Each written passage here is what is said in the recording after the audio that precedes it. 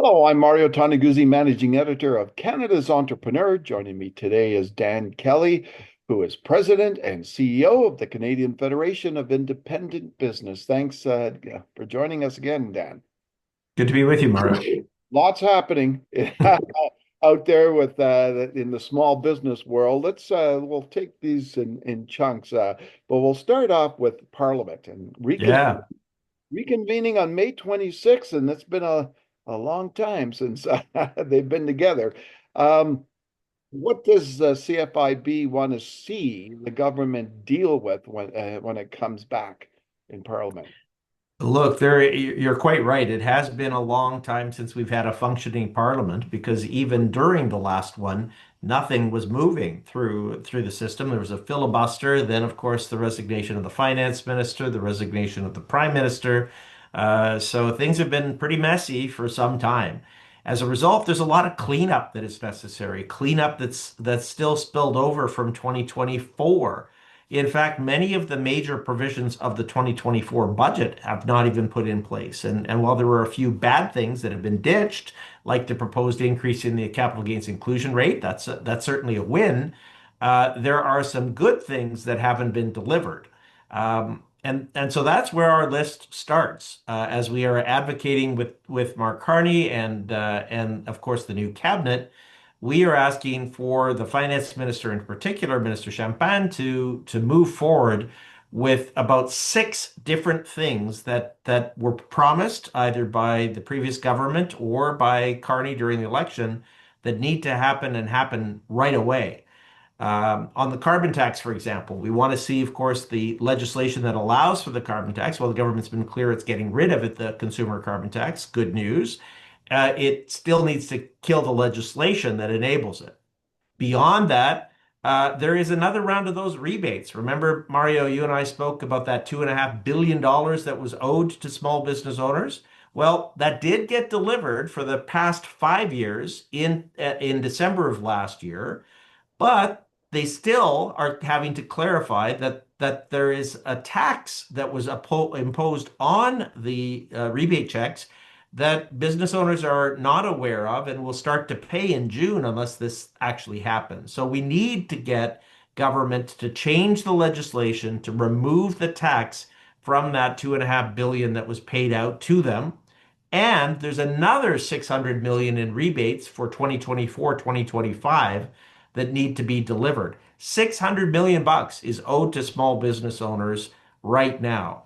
So we want to get those changes made. And then also on the capital gains side, in addition to ditching the bad thing, there was a promise to increase the lifetime capital gains exemption to 1.25 billion. That needs legislation and a promised Canadian entrepreneurs incentive that would lower capital gains on another 2 million after a sale, and that hasn't even started. We need to get the legislation going on that. So those are some of the cleanup actions that are necessary.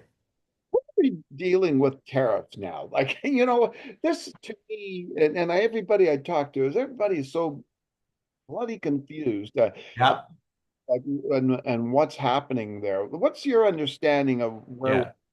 tariff situation?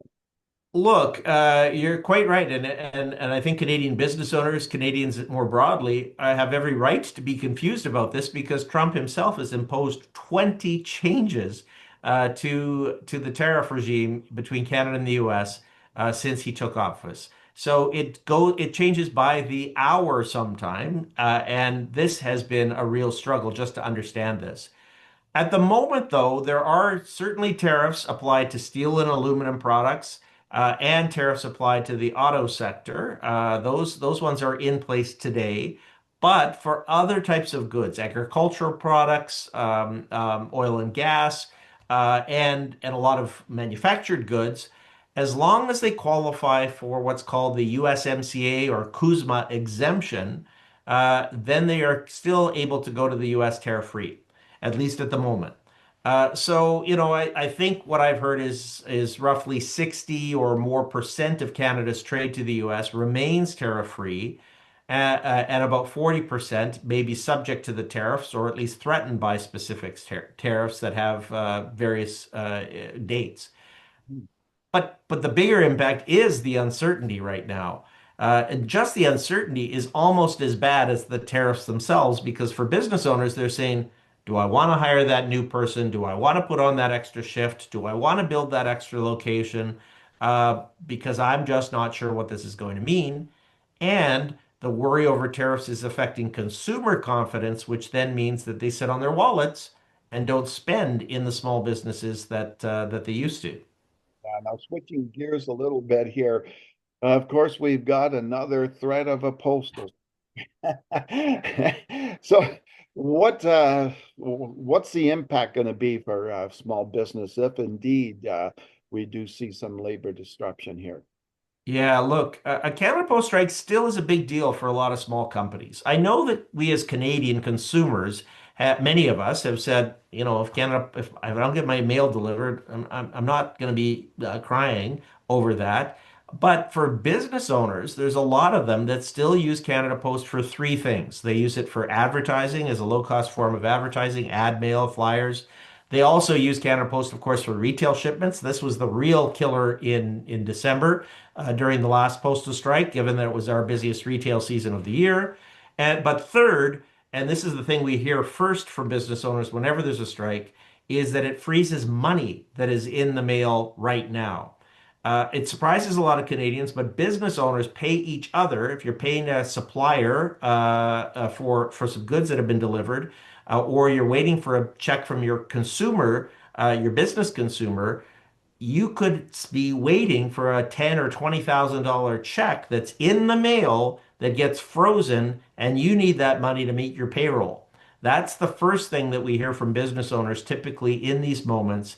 And of course, while there are alternatives to that, they come at a higher cost. And to go and chase your consumer to say, wait a minute, write me another, send me a wire transfer for that 20,000 that you already wrote as a check, that's easier said than done.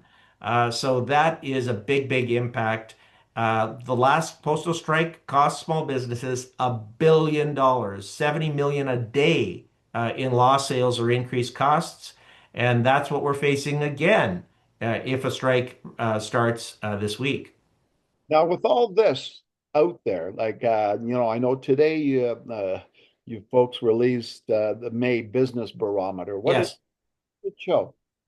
Yeah, look, the good news is that confidence has moved up from being rock bottom to something a little bit above rock bottom. One of my colleagues used the example that I'm from Winnipeg originally. It's like the weather warms up from -40 to -35. Sure, it's gone up, but it's still pretty darn cold.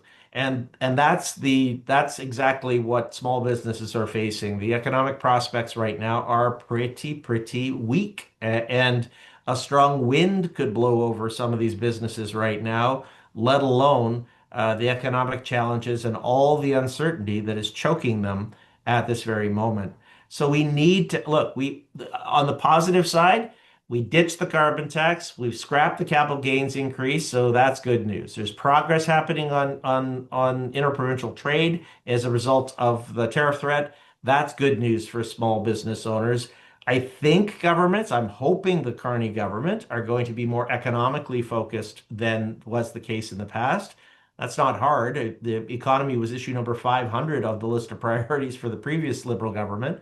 Um, but we need to make sure that that continues. In fact, this Canada Post strike, Mario, is going to be a good early test of the new prime minister.